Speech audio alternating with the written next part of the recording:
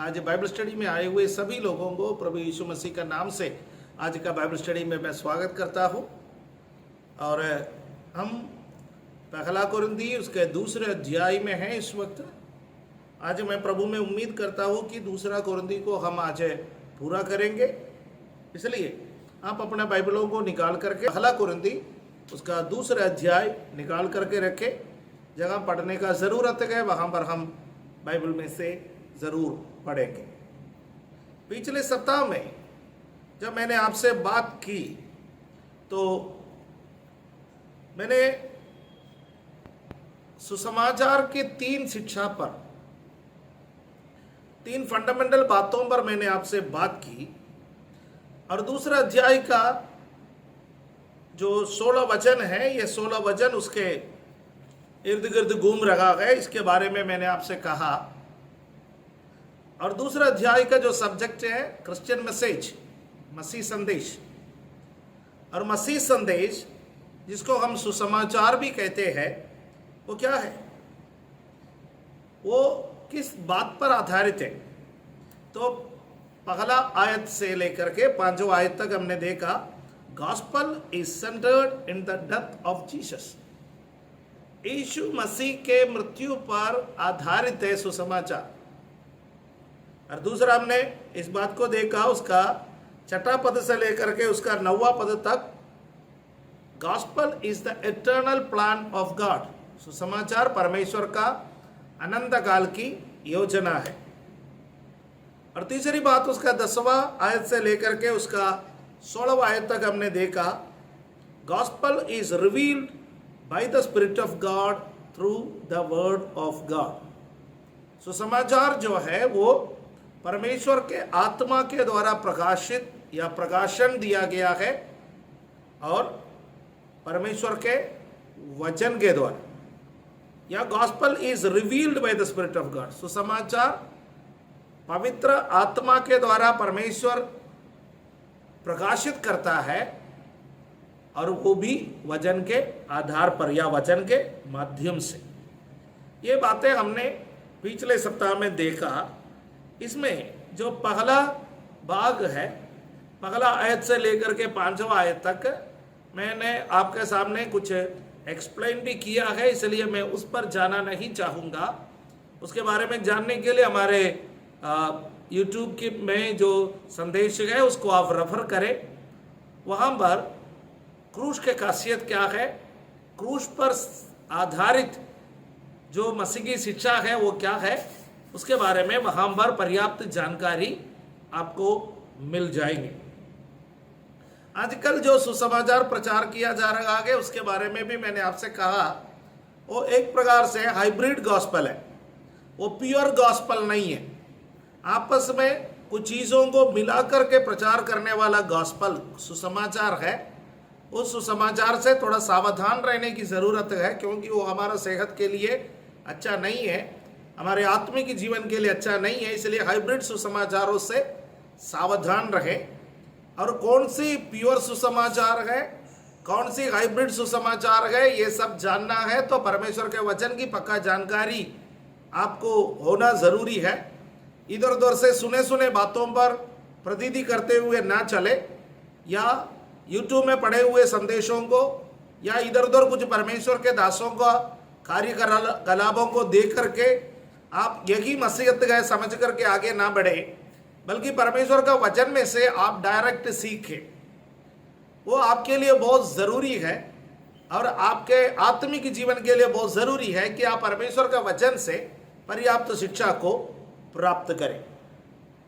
आज पहला कुरिन्थी दूसरा अध्याय उसका 6वां पद से लेकर के उसका 9वां पद तक के बातों को मनन करते हुए हम आरंभ करेंगे।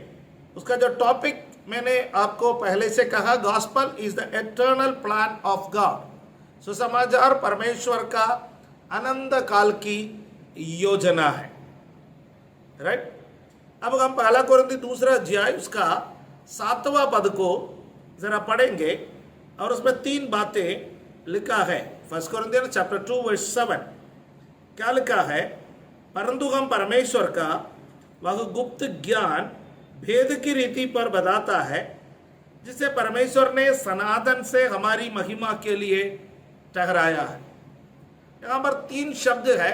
Number 1, the wisdom of God, परमेश्वर का ज्ञान, विजडम ऑफ गॉड, परमेश्वर का ज्ञान।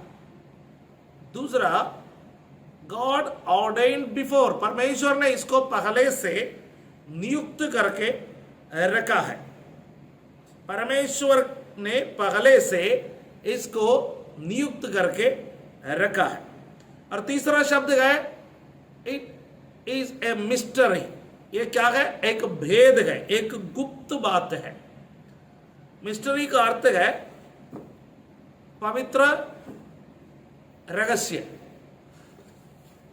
Secret secret, right. पवित्र रहस्य को हम मिस्टरी कह सकते हैं, गुप्त ज्ञान कह सकते हैं, या भेद की बातें। मसीहत में जो शब्द हम अक्सर इस्तेमाल करते हैं ये भेद की बातें हैं। भेद की बात का अर्थ है पवित्र रहस्य।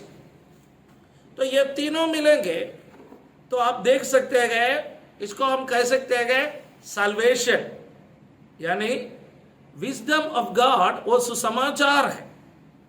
जब सुसमाचार एक व्यक्ति सुनता है और वो सुसमाचार परमेश्वर ने पहले से उस व्यक्ति के लिए ऑर्डेन किया गया है, नियुक्त किया गया है, और वो भेद है, वो भेद या वो रहस्य जब उसके सामने खुल जाता है तो वो उद्धार प्राप्त करते हैं, साल्वेशन हम देख सकते हैं, राइट।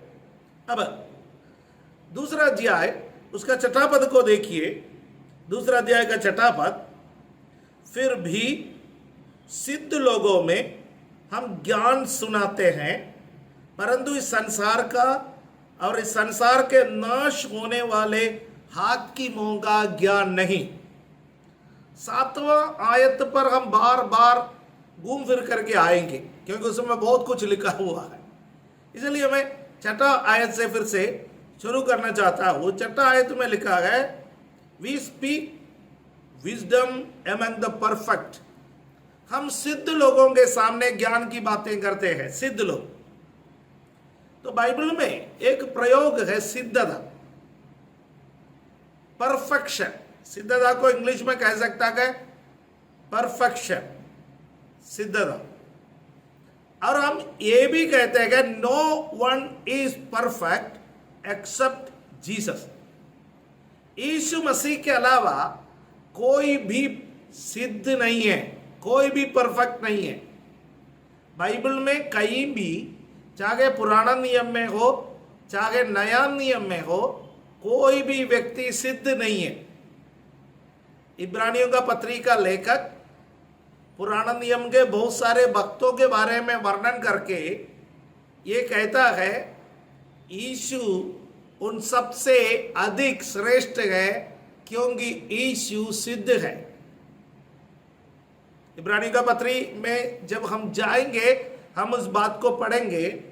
यीशु स्वर्गदूतों से भी अधिक श्रेष्ठ है, यीशु मूसा से भी अधिक श्रेष्ठ है, यीशु महायाजक से भी अधिक श्रेष्ठ है, यीशु पुराना नियम के उन तमाम भक्तों से भी अधिक श्रेष्ठ है। यीशु मसीह की श्रेष्ठता का वर्णन करता है क्योंकि यीशु ही सिद्ध है, यीशु के अलावा और कोई सिद्ध नहीं है। फिर यहां पर ये सिद्ध लोग कौन हैं? यहां जो सिद्धता शब्द है या परफेक्ट वो शब्द है, वो उनके लिए इस्तेमाल किया गया है जो विश्वास में परिपक्व है, आत्मिक जीवन में परिपक्व है। परमेश्वर जब चाहता है कि हम सिद्धता को प्राप्त करें, ये जानते हुए भी इस पृथ्वी पर शरीर में रहते हुए हम सिद्धता को पूर्ण रूप से प्राप्त नहीं कर सकते। उसके बावजूद भी परमेश्वर ने हमसे कहा कि हम सिद्धता को प्राप्त करें। उसका अर्थ है कि आत्मिक जीवन में परिपक्व बने, स्पिरिचुअल मैच्योरिटी, राइट। बहुत सारे लोग अपना आत्मिक जीवन में शिशु अवस्था में हैं, शिशु अवस्था में है। जब हम तीसरे अध्याय में जाएंगे, हम आत्मिक जीवन में एक शिशु कौन है, आत्मिक जीवन में एक शिशु का क्या क्या स्वभाव विशेषताएं है, उन बातों के बारे में हम सीखेंगे।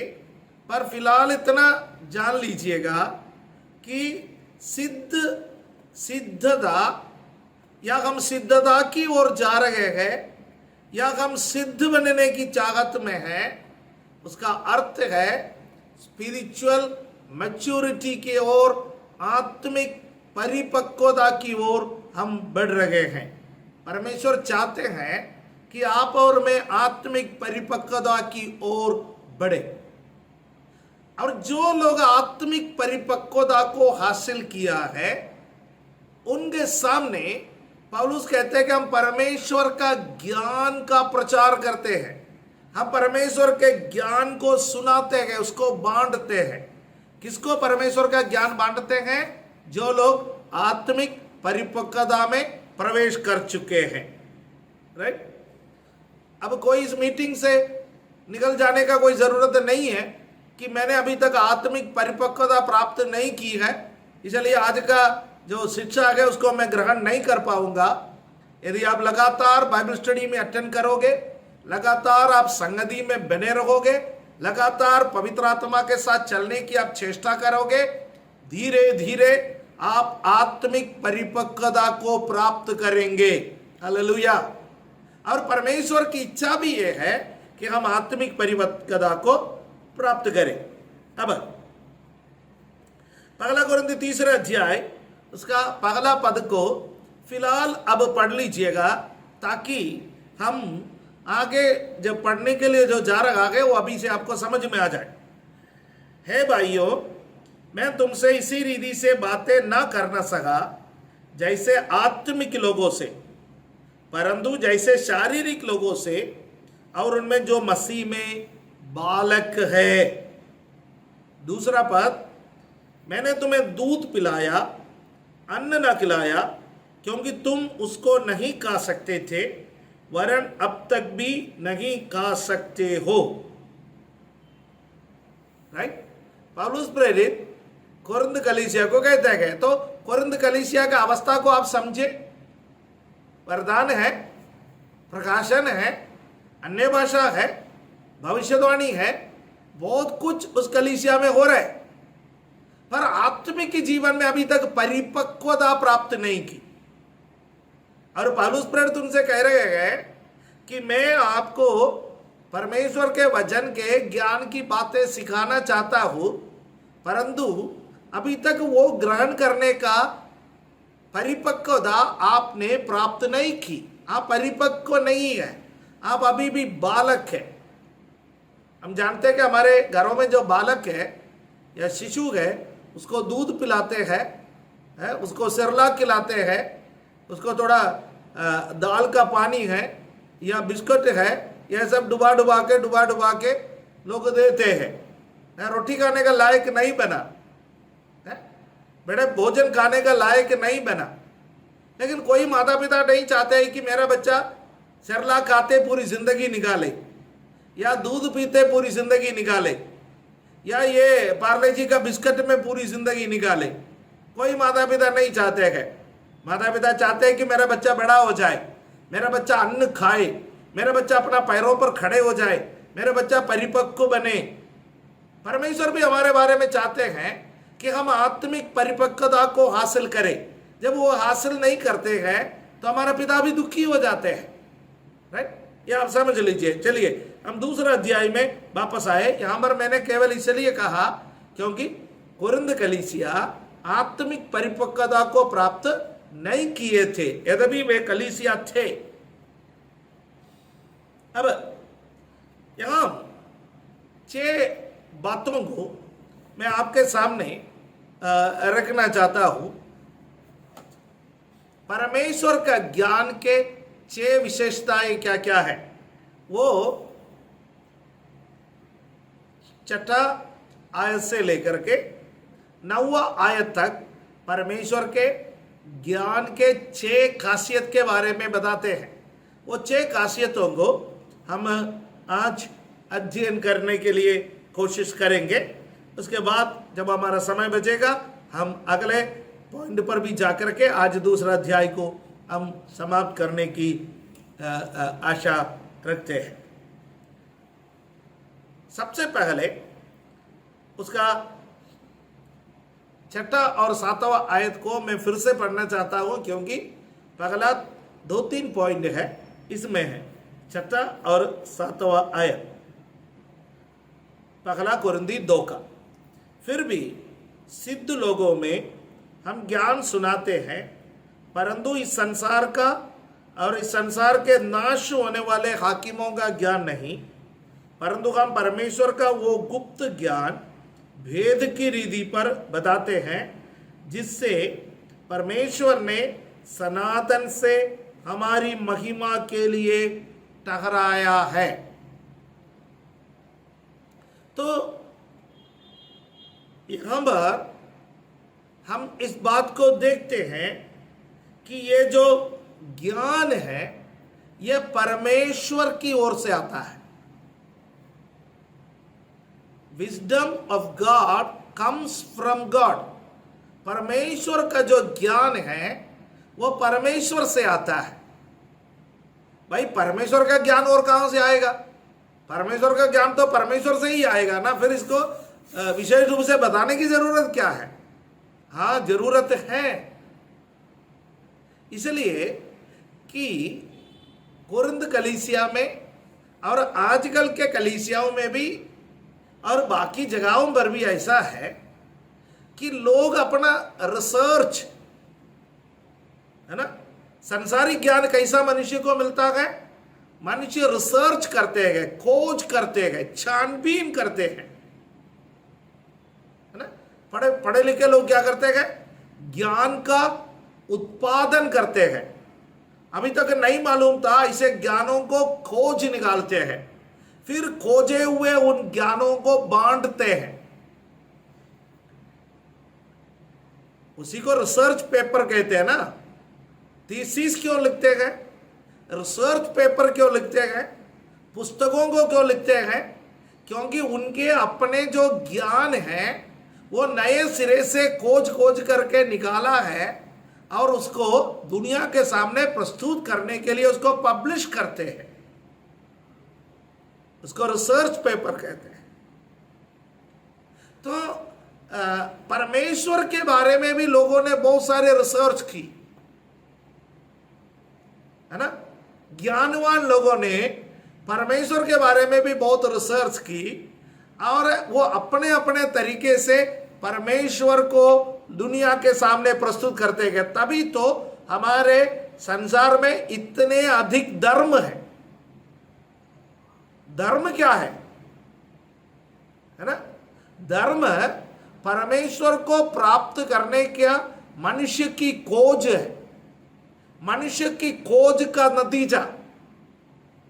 किसी व्यक्ति ने कहा मैं तपस्या किया, किसी व्यक्ति ने कहा मैं तीर्थाटन के लिए चला गया, किसी व्यक्ति ने कहा मैं घर के अंदर ही ध्यान में चला गया।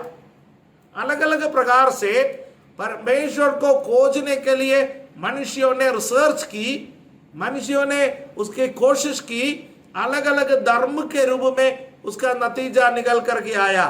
पर मैं आपसे बताना चाहता हूं, क्रिश्चियनिटी एक धर्म नहीं है।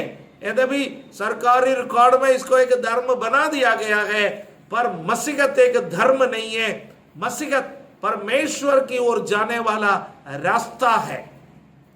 यह रास्ता किसी मनुष्य ने खोज करके नहीं निकाला, किसी गुरु ने खोज करके नहीं निकाला। यह रास्ता परमेश्वर ने खोज करके हमें दिया गया। इसलिए इसको कहते हैं ये परमेश्वर का ज्ञान है, ये परमेश्वर से आया है। जो यूहन्ना के सुसमाचार में यीशु मसीह जब बात करते गए, यीशु 7 बार कहते गए मैं हूं, मैं हूं। उसका क्या अर्थ है? जीवन का रोटी मैं हूं, अच्छा चरवाहा मैं हूं, भेड़ का द्वार, भेड़शाला का द्वार मैं हूं, सच्ची दाखलता में हूं। यीशु कहता है कि जगत की ज्योति में हूं। ये मैं हूं स्टेटमेंट जो यीशु कहता है, ये मैं हूं क्या है? मैं परमेश्वर की ओर से आया हुआ हूं। ये किसी मनुष्य का खोज नहीं है। इसलिए हम मसीहत को कोई धर्म मान करके, कोई धर्म के अनुष्ठानों में बंद करके ना चले, धर्म के विचारधारा में बंद करके ना चले। ये धर्म नहीं, पर ये धार्मिकता का जीवन है। ये धर्मी बनने का मार्ग है, ये सच्चाई का मार्ग है। हालेलुया। इसलिए इस बात को आप समझें।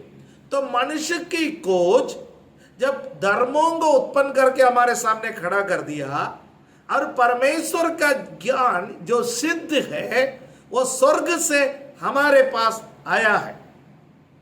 तो इसलिए इस ज्ञान का खासियत ये परमेश्वर की ओर से आया है। अब परमेश्वर का ज्ञान मनुष्य को कैसे मिलता? मैंने आपसे थोड़ी देर पहले कहा, जो संसार का ज्ञान है वो मनुष्य को रिसर्च का माध्यम से मिलता है, खोज करने का माध्यम से मिलता है। तो परमेश्वर का ज्ञान मनुष्य को मिलने का एकमात्र तरीका है रेवलेशन, प्रकाशन। बाइबल कैसे मिला? रेवलेशन का माध्यम से मिला, प्रकाशन का माध्यम से बाइबल हमको मिला है। तो ये पार्ट में बाद में हम पढ़ने के लिए जाएंगे। प्रकाशन के बारे में, रेवलेशन के बारे में हम लास्ट में पढ़ेंगे। लेकिन इतना आप समझ लीजिएगा कि परमेश्वर का ज्ञान जो आया है वो परमेश्वर की ओर से आया है। और उस परमेश्वर का ज्ञान को क्या कहते हैं हम? परमेश्वर का ज्ञान, उसको सुसमाचार कहते हैं। Gospel is the wisdom of God. Hallelujah. और वो गॉस्पल क्या है? जीसस, यीशु वो सुसमाचार है। यीशु वो सुसमाचार, यीशु को परमेश्वर ने हमारे लिए दिया। अब इस ज्ञान का दूसरा खासियत, उसके बारे में मैं आपसे बात करूं तो वो उसका 7वां पद में लिखा है, ये एक हिडन विजडम है।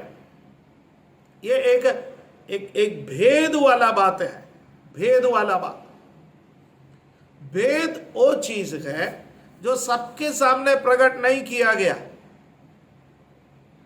पुराना नियम में ये जो परमेश्वर का ज्ञान वो छिपा करके रखा हुआ था। पुराना नियम के भक्तों के सामने ये प्रकट नहीं किया गया। उनके लिए ये भेद की बात थी। वो बलिदान चढ़ाते थे, वो वेदी बना करके आराधना करते थे। पर आत्मा और सच्चाई की आराधना जो यीशु मसीह के सिद्ध बलिदान के बाद आरंभ हुआ है, वो उनके लिए एक भेद की बात थी। पर नया नियम में उसको प्रकट किया गया है ना? नया नियम में उसको प्रकट किया गया है। उदाहरण के लिए यीशु मसीह जब सामरी स्त्री से बात करता है तो सामरी स्त्री बोल रहा है कि तुम लोग तो यरूशलेम पर्वत पर आराधना करते हैं, हम लोग तो गिरिसीम पर्वत पर आराधना करते गए।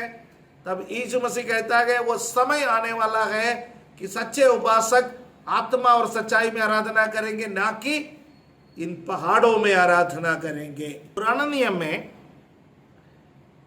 ये एक भेद की बात थी, पर नया नियम में परमेश्वर ने इसको प्रकट किया है।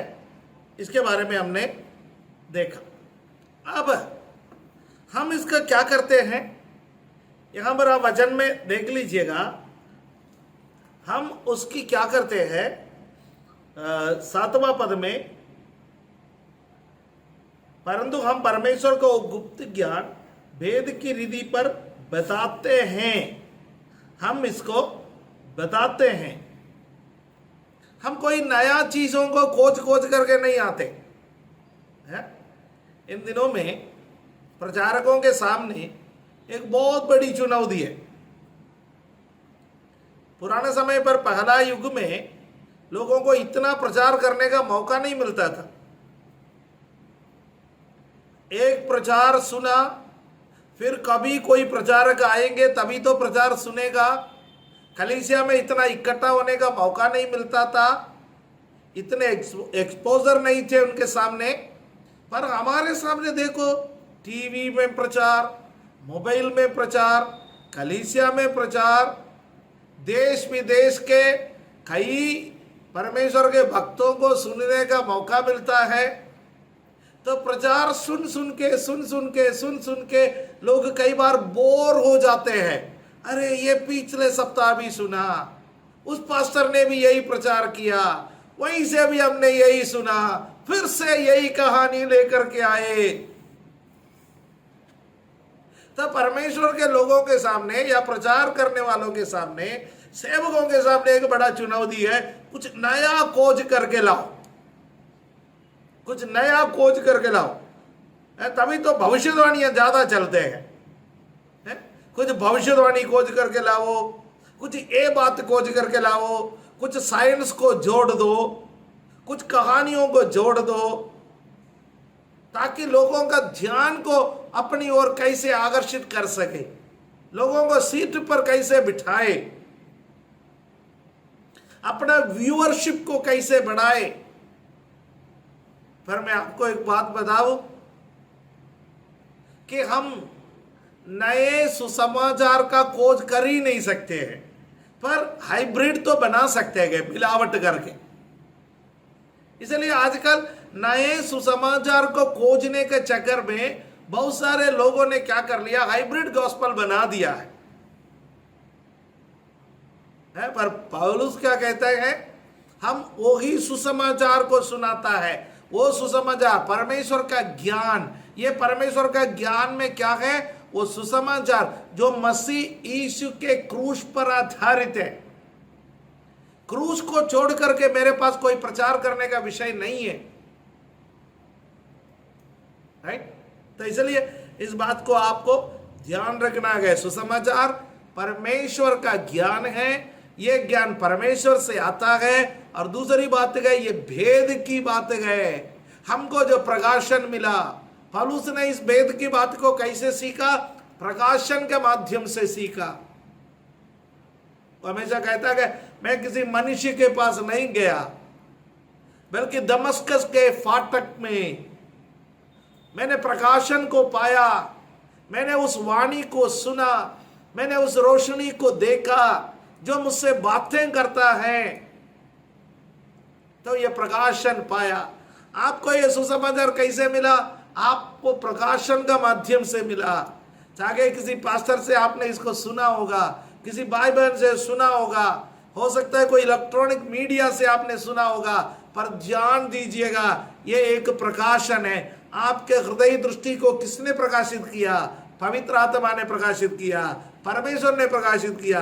आपका हृदय दृष्टि को प्रकाशित करने का वरदान किसी मनुष्य पर नहीं है, केवल परमेश्वर आपका हृदय दृष्टि को प्रकाशित कर सकता है। इसलिए ये हिडन विजडम है, ये एक भेद की एक गुप्त ज्ञान है जिसको हम मनुष्यों के सामने बताते हैं, क्योंकि हमको प्रकाशन मिला।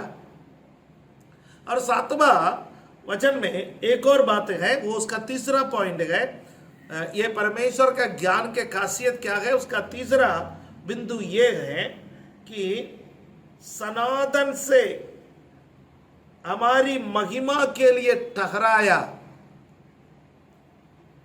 परमेश्वर ने इस ज्ञान को, इस सुसमाचार को सनातन से ठहराया है, सनातन से। अरे यहां पर मैं ये सनातन शब्द का अर्थ मैं आपको बताना चाहता हूं।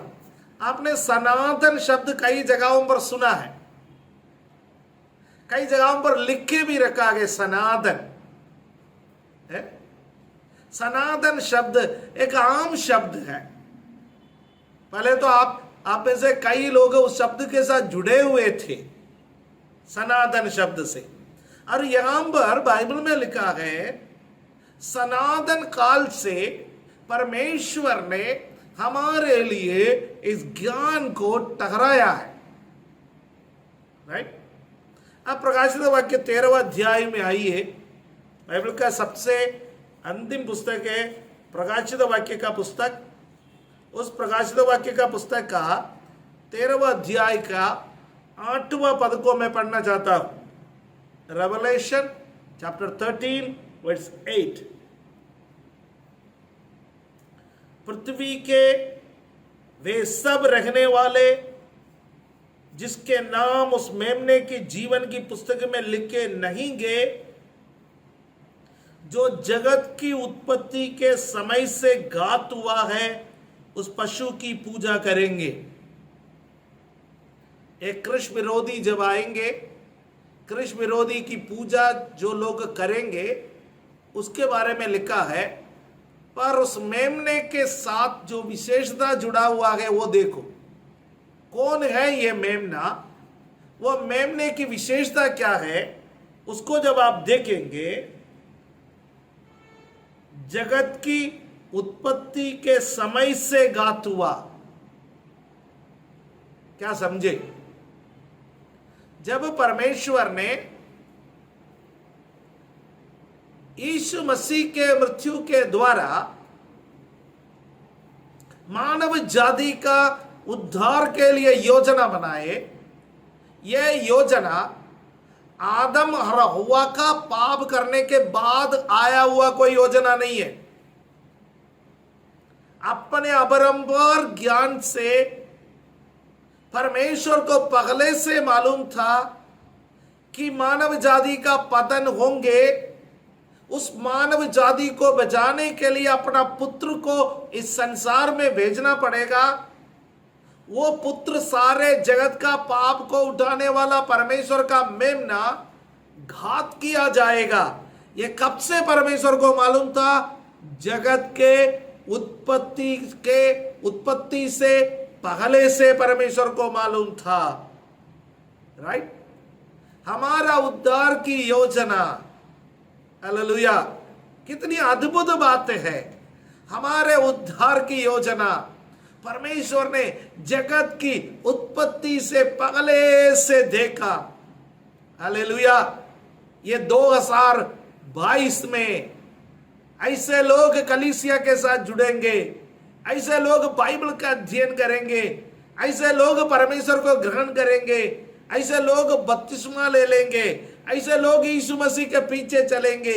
ये परमेश्वर ने जगत के उत्पत्ति से पहले से देखा, आपको और मुझे देखा। इसलिए हालेलुया, उस मेमने को वध करने के लिए परमेश्वर ने पहले से तैयार किया गया है। इसलिए परमेश्वर अचानक आकर के कोई फैसला नहीं लिया यीशु को इस संसार में भेजने के लिए, है ना। मैं एक और वचन इस संदर्भ में आपके सामने देना चाहता हूं। वो पहला पत्रस में है।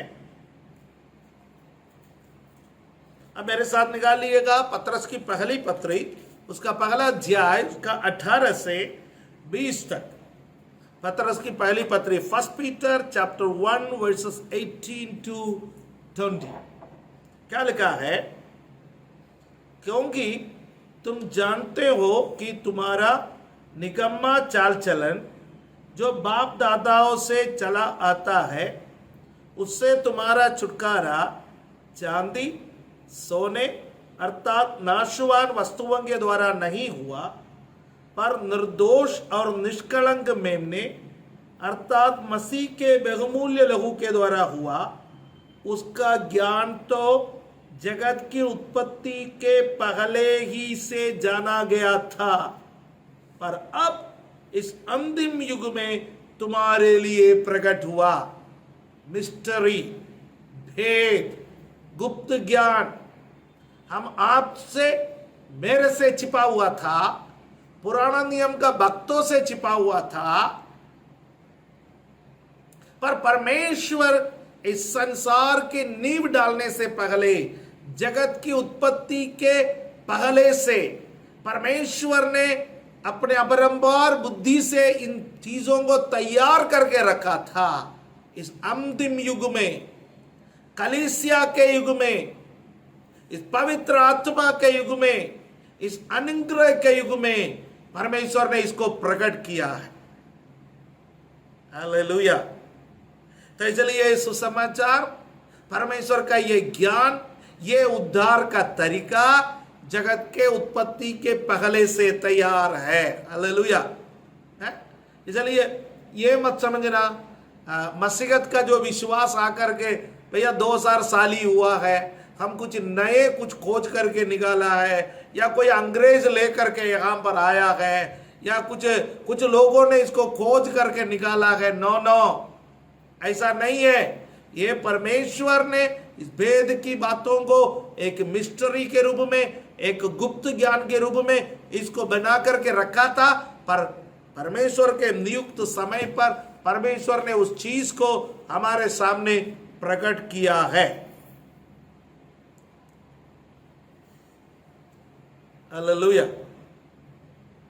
प्रीडेस्टिनेटेड, पहले से तैयार किया गया, पहले से निर्धारित किया गया परमेश्वर का कार्यक्रम है ये। आपको पता है इस संसार का सबसे बड़ा चमत्कार क्या है? इस संसार का सबसे बड़ा चमत्कार आपका और मेरा उद्धार है। हालेलुया। है, हम मसीह लोग कई बार सोचते हैं कि सबसे बड़ा चमत्कार ट्यूमर गायब होना है, सबसे बड़ा चमत्कार पैसे का बरसात होना है, सबसे बड़ा चमत्कार चंगाई मिलना है, सबसे बड़ा चमत्कार कारोबार में उन्नति मिलना है। नहीं, सबसे बड़ा चमत्कार आपका और मेरा उद्धार है। 2000 वर्ष पूर्व कालवरी के क्रूस पर यीशु मसीह ने जो लहू बहाया, 2000 वर्ष के बाद भी उस लहू में उतना ही सामर्थ्य है। हालेलुया। उसका सामर्थ्य में जरा भी कमी नहीं आया। हालेलुया। जिस प्रकार पहला युग में, जिस वक्त क्रूस पर यीशु मसीह को चढ़ाया गया, उस वक्त उस डाकू ने प्रभु यीशु मसीह को ग्रहण किया। उस डाकू से प्रभु यीशु मसीह ने कहा, आज तू मेरे साथ स्वर्ग लोक में रहेगा।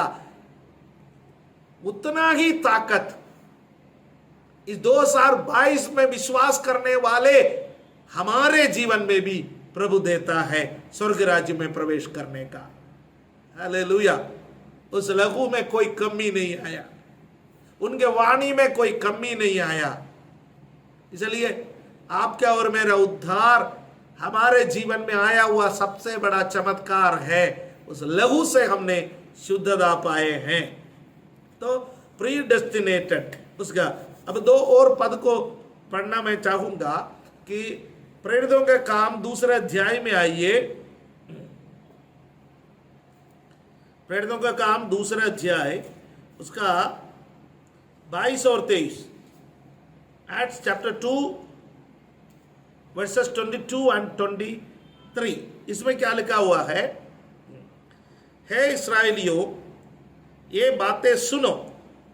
यीशु नासरी एक मनुष्य था जिसका परमेश्वर की ओर से होने का प्रमाण उन सामर्थ्य के कामों और आश्चर्य कर्मों और चिन्हों से प्रकट है जो परमेश्वर ने तुम्हारे बीच उसके द्वारा कर दिखाए, जिससे तुम आप ही जानते हो। उसी यीशु को जो परमेश्वर की ठहराई हुई योजना और पूर्व ज्ञान के अनुसार पकड़वाया गया, तुमने अधर्मियों के हाथ से क्रूस पर चढ़वा कर मार डाला।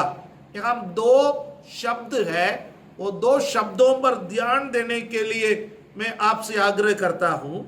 वो ये है, परमेश्वर की ठहराई हुई योजना और पूर्व ज्ञान के अनुसार पकड़वाया गया। यानी यहां पौलुस कहता है कि मुझे प्रकाशन मिला, पतरस कहता है कि मुझे प्रकाशन मिला। वो प्रकाशन क्या है? परमेश्वर के ठहराई हुई समय, परमेश्वर के पूर्व योजना या परमेश्वर के पूर्व ज्ञान के अनुसार एक समय निर्धारित किया गया। वो समय पर यहूदा इस्करियोती ने यीशु मसीह को पकड़वाया गया। अचानक नहीं हुआ। अचानक यहूदा इस्करियोती पर लालच जाकर के ऐसा काम नहीं हुआ। अचानक वो 12 चेलों में शामिल नहीं हुआ। ये सब परमेश्वर को पहले से मालूम था। और आप में से कुछ लोग बड़े बुद्धिमान लोग हैं, आप ये पूछते गए परमेश्वर को पहले से मालूम था तो परमेश्वर ये होने के लिए क्यों दिया है? हालेलुया। देखिए देखिए, परमेश्वर एक डिक्टेटर नहीं है। कुछ लोग ये सोचते हैं कि परमेश्वर ऐसा एक स्वेच्छाधिपति है जो अपनी इच्छा को पूरा करने के लिए लोगों पर दबाव डालते हैं। परमेश्वर ऐसा नहीं है, बल्कि परमेश्वर मनुष्य को इच्छा शक्ति दी है। परमेश्वर ने मनुष्य को बताया तुम भलाई चुनोगे तो तुम्हारे जीवन में ये होगा, तुम बुराई चुनोगे तुम्हारे जीवन में ये होगा। ये परमेश्वर ने पहले से निर्धारित करके रखा है। राइट? फेल हो जाएंगे तो क्या करना है वो परमेश्वर को पहले से मालूम है, आपको और मुझे नहीं मालूम है? परमेश्वर को मालूम है फेल हो जाएगा तो क्या करना। परमेश्वर ने पहले से इंतजाम करके रखा है। जगत के उत्पत्ति से पहले से आपके लिए मेरे लिए इंतजाम करके रखा है। हम पापी इस संसार में पैदा हो जाएंगे, परमेश्वर को मालूम था, इंतजाम किया ना। उस इंतजाम पर भरोसा कीजिए। उद्धार पाना है तो परमेश्वर के उस इंतजाम पर भरोसा कीजिए, उस इंतजाम के अनुसार चलिए। हालेलुया। राइट? अब गलाती 4:4 में क्या लिखा हुआ है? परिचित वचन है।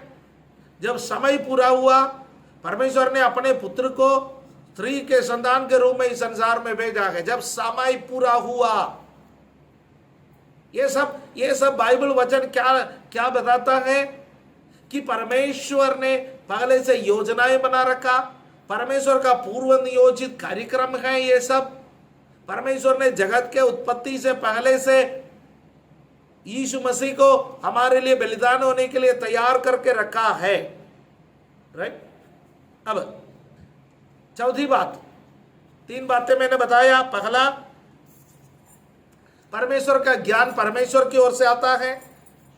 दूसरा, वो एक गुप्त ज्ञान है, पर अब परमेश्वर ने उसको समय पर प्रकट किया गया।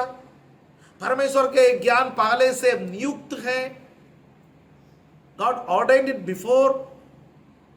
परमेश्वर ने इसको पहले से ही निर्धारित कर लिया। फिर हमने देखा, अब 7वां पद में फिर से लिखा है ये क्या करने के लिए है। वो 7वां वचन को आप फिर से देखिए, 2 अध्याय का 7वां पद, उसमें लिखा है परंतु हम परमेश्वर के गुप्त ज्ञान भेद की रीति पर बताते हैं जिसे परमेश्वर ने सनातन से हमारी महिमा के लिए ठहराया। परमेश्वर का ज्ञान परमेश्वर ने इसलिए दिया कि इससे हमारी महिमा हो। परमेश्वर ने इसको हमारी महिमा के लिए ठहराया, हमारी महिमा के लिए। अब जो हमारी महिमा वो क्या है उसके बारे में थोड़ा सोचिए। हमारी महिमा, हम महिमा में प्रवेश करेंगे। हम महिमा में प्रवेश करेंगे जब किसी भक्त का डेथ हो जाता है, मृत्यु हो जाता है। वो कहते हैं कि एंटर्ड इनटू ग्लोरी, महिमा में प्रवेश किया गया, है ना। हम विश्वास करते हैं यीशु मसीह संसार में एक दिन आएंगे और हमारा ये पापमय शरीर एक महिमामय शरीर में तब्दील हो जाएंगे, है ना। अभी तक हमारा हम क्या होंगे अभी तक प्रकट नहीं हुआ। पहला यूहन्ना 3 अध्याय में कहते गए, है प्रियो हम क्या बन जाएंगे अब तक प्रकट नहीं हुआ, पर हम एक बात जानते गए जब वो प्रकट हो जाएगा हम उसके समान बन जाएंगे। हालेलुया। महिमा में प्रवेश करना, महिमा में प्रवेश करने के बारे में उसका 9वां पद में लिखा है, वो मैं पढ़ो। परंतु जैसे लिखा है, जो बातें आंख ने नहीं देखी और कान ने नहीं सुनी और जो बातें मनुष्य के चित्त में नहीं चढ़ी, वे ही है जो परमेश्वर ने अपने प्रेम रखने वालों के लिए तैयार की है। ये वचन हमने सांसारिक आशीषों के साथ जोड़ दी है। हम इस वचन को ऐसा व्याख्या करने लगा कि मैं एक गरीब परिवार में पैदा हुआ, पर देखो मैं अब पढ़ा लिखा बनकर के बड़ा व्यक्ति बन गया है। पर कभी किसी ने सोचा, वाह, कभी किसी ने देखा, अरे मेरे माता पिता के पास एक साइकिल भी नहीं था, पर मेरे पास देखो 10-10, 15-15 लाख की गाड़ी में खरीदने के लिए सामर्थ्य बना। कभी किसी ने, मेरे गांव का किसी ने सोचा? नहीं सोचा ना।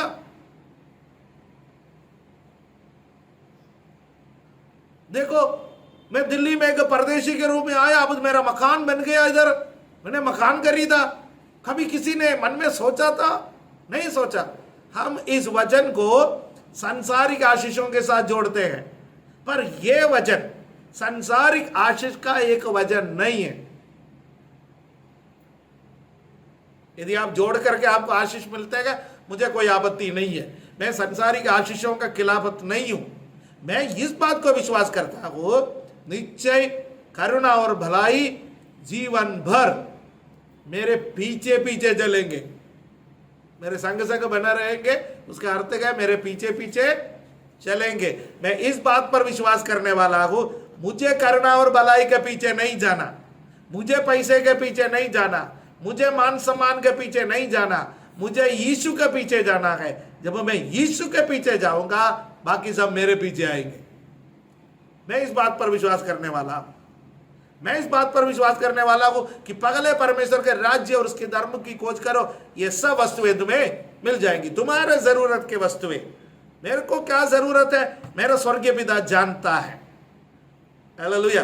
वो मेरे लिए प्रोवाइड करने वाला है, वो मेरा प्रबंध करने वाला परमेश्वर है। आमीन। मैं इस बात पर विश्वास करता हूं। पर एक बात देखना, इस संसार में जब हम सुसमाचार सुनाते हैं, दुनिया हमारा मजाक उड़ाते हैं। हम जो बातें बोलते हैं वो उस पर प्रतीति नहीं कर पाते हैं। इस संसार में सुसमाचार सुनाने वालों को अधिकांश लोग सोचते हैं कि मूर्ख है, ये एक बेवकूफ है। एक बेवकूफ के समान हम जब सुसमाचार सुनाते हैं, हम प्रभु की आराधना करते हैं, तो हमारे लिए एक महिमा प्रभु ने रखा है। हालेलुया। है, सारे दुनिया देखते रहेंगे। आमीन। गाना गाता है ना, देखेगा सारे जगह, नीले आसमान के पार जाएंगे, और जो महिमा मुझे मिलने वाला है देखेगा सारा जगह। वो उसके बारे में यहां पर लिखा है कि किसी ने नहीं सोचा, किसी ने नहीं देखा, किसी के कानों ने नहीं सुना, ऐसा एक महिमा में हम प्रवेश करेंगे। हालेलुया। तो ये हमारी महिमा के लिए है, सुसमाचार हमारी महिमा के लिए है। ये हमारा तात्कालिक लाभ के लिए नहीं है, ये हमारे इटर्नल महिमा के लिए, अनंत काल की महिमा के लिए परमेश्वर देने वाला है। राइट। अब पांचवी बात, अब जब इसको पढ़ेंगे, 8वां पद को जरा पढ़ेंगे। 8वां पद को मैंने छोड़ा था ना, 8वां पद को पढ़ेंगे। मैं वापस आऊंगा। 8वां पद को पढ़ेंगे, जिससे इस संसार के हाकिमों से किसी ने नहीं जाना, क्योंकि यदि वे जानते तो तेजोमय प्रभु को क्रूस पर ना चढ़ाते। सुन, यीशु मसीह के क्रूस पर चढ़ने को दुनिया एक शर्मनाक घटना माना था, क्योंकि अंधकार के हाकिम कौन गए? अंधकार के हाकिम शैतानी ताकतें। शैतानी ताकतों को यदि ये मालूम होता यीशु मसीह क्रूस पर चढ़ने से शैतान का सिर कुचल गया, या शैतान के सिर को कुचलने के लिए यीशु क्रूस पर चढ़ने वाला है, यह यदि अंधकार के हाकिमों को मालूम होता, शैतानी ताकतों को मालूम होता, तो वो कभी भी यीशु को सूली पर चढ़ने नहीं देते। यह मत समझना शैतान सब जानता है, वो कुछ बातों को जानता है, जितना परमेश्वर उसको प्रकट करता है उतना ही वो जानता है, लेकिन परमेश्वर का अनंत काल का योजना उसको भी नहीं मालूम था। ऐसा होता तो वो कभी भी यीशु को क्रूस पर नहीं चढ़ाते। जो योजना परमेश्वर ने जगत के उत्पत्ति के पहले से तैयार करके रखा था, वो योजना उसको नहीं मालूम था, बल्कि उसने यीशु को सूली पर चढ़ाने के लिए लोगों को उकसाया, महायाजक को उकसाया, यहूदियों के सरदारों को उकसाया, वहां के धर्मगुरुओं को उकसाया। आकर उनके उकसावे में आकर पिलातुस को यह आदेश देना पड़ा कि इसको सूली पर चढ़ाओ। पर उस क्रूस पर हुआ क्या था, वो कोलोसियों का पत्री में लिखा है। कोलोसियों का पत्री उसका 2 अध्याय में आइए, वहां क्या लिखा, उसका 13वां पद से लेकर के 15वां पद तक हमें मालूम है, फिर भी मैं इस बात को याद दिलाना चाहता हूं, और जिनको नहीं मालूम है आप अपना हृदय पर लिखिए। यीशु मसीह ने कालवरी के क्रूस पर क्या किया, उसने तुम्हें भी जो अपने अपराधों और अपने शरीर की कतना रहित दशा में मुर्दा थे उसके साथ जिलाया, और हमारे सब अपराधों को क्षमा किया। कैसे? और विधियों का ये लेख जो हमारे नाम पर और हमारे विरोध में था मिटा डाला, और उसे क्रूस पर कीलों से जड़कर सामने से हटा दिया है। और उसने प्रधानताओं और अधिकारों को ऊपर से उतारकर उसका कुल्लम तमाशा बनाया, और क्रूस के द्वारा उन पर जय जयकार की ध्वनि सुनाई। क्या किया यीशु मसीह ने? शैतानी ताकतों को वहां क्रूस पर चढ़ा दिया यीशु ने, उसको वहां पर जकड़ लिया यीशु ने, और उस पर कुल्लम तमाशा बनाया यीशु ने। हालेलुया। दुनिया क्या सोच रहे थे? क्रूस में यीशु तमाशा बना। इसलिए लोगों ने क्रूस के सामने खड़े होकर के क्या बोला, यदि तू परमेश्वर का पुत्र है, क्रूस से उतरा, वो तुम्हारा चमत्कार कहां गया? मेरे प्यारे भाइयों बहनों, एक बात ध्यान रखना, क्रूस हमारे लिए शैतान को जकड़ने का स्थान है। जब हम अपना अपना क्रूस लेकर के आगे बढ़ेंगे, आपका कष्ट, आपका जीवन का कठिनाई, आपका जीवन का निंदा, उस समय यह मत सोचना शैतान आपके ऊपर जय पा रहेगा। जब आप परमेश्वर की महिमा करोगे, जब आप परमेश्वर की स्तुति करोगे, आप क्या करोगे? शैतान के ऊपर जय पाएंगे। हालेलुया। यीशु मसीह की निंदा करने वाले लोगों को यह नहीं मालूम था यीशु शैतान के ऊपर जय जयकार की ध्वनि को सुना रहे। हालेलुया। और मैं छठे बात आपसे कहना चाहूंगा, उसका 9वां पद में छठे बात लिखा हुआ है कि ये हमारे जीवन में अभी भी लागू है। ये जो वचन है यशायाह नबी का पुस्तक 64वां अध्याय उसका पद 4 से पौलुस कोट कर रहे हैं, और वास्तव में ये पद जो है यशायाह नबी का पुस्तक में इजराइलियों के लिए लिखा है। इजरायली गुलामी में थे और परमेश्वर उन्हें एक अच्छे भविष्य में लेकर के आएंगे, उसके बारे में यह भविष्यवाणी है। उसी के साथ तुलना करते हुए पौलुस बता रहा है परमेश्वर हमारे लिए भी एक अच्छा भविष्य रखा है। हालेलुया। कलीसिया में पौलुस ये सारे बातें बोल करके क्या बोल रहे हैं मालूम है? ये 6 बातें जिनको नहीं मालूम है। क्या नहीं मालूम? क्या क्या बातें हैं? पहली बात है परमेश्वर का ज्ञान भैया परमेश्वर की ओर से आता है, ये संसार का ज्ञान नहीं है। वो संसार में जो दार्शनिक लोग बातें करता है वो नहीं है, संसार का पढ़ाई से मिलने वाला ज्ञान नहीं है। ये परमेश्वर की ओर से आने वाला ज्ञान है। और दूसरा, ये ज्ञान अनेक लोगों के लिए गुप्त है, पर अंतिम युग में कलीसिया के लिए परमेश्वर ने प्रकट किया।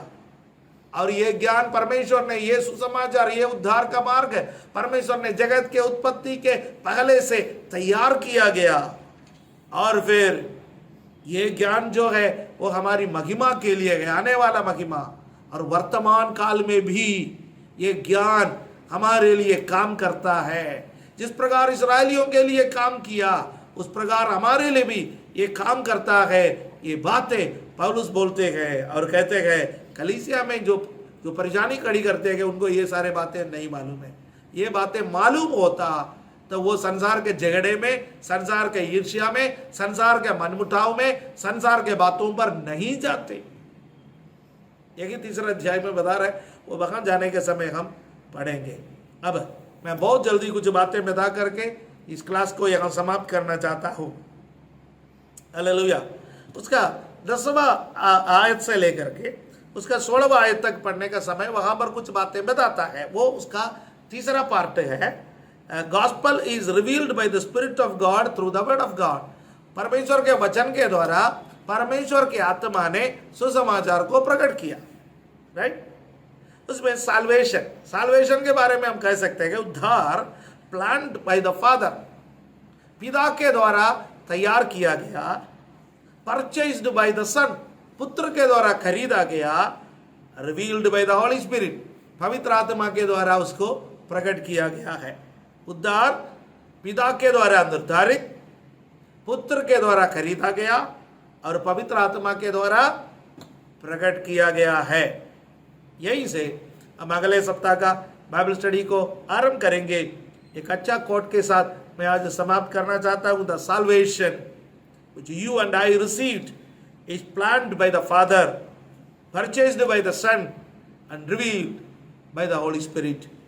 जो उद्धार आपको और मुझे मिला है वो उद्धार पिता परमेश्वर के द्वारा निर्धारित किया गया है। पुत्र परमेश्वर ने उसको अपना लहू दे करके खरीदा है और पवित्र आत्मा के द्वारा उसको प्रकाशित किया गया या प्रकट किया गया है। परमेश्वर इस बाइबल स्टडी के द्वारा हम सबको आशीष दे। आंखों को बंद करें। Hallelujah, praise the Lord. परमेश्वर आपका ज्ञान के लिए धन्यवाद, सुसमाचार के लिए धन्यवाद। बड़े बड़े बुद्धिमानों, ज्ञानवानों को यह प्रकाशन नहीं मिला, पर हम साधारण लोगों को यह प्रकाशन आपने दिया, उसके लिए हम आपका धन्यवाद करते हैं। परमेश्वर इस बाइबल स्टडी में शामिल हुए प्रत्येक जन को आशीष दे। ये वचन हम सबके जीवन में कार्य करें।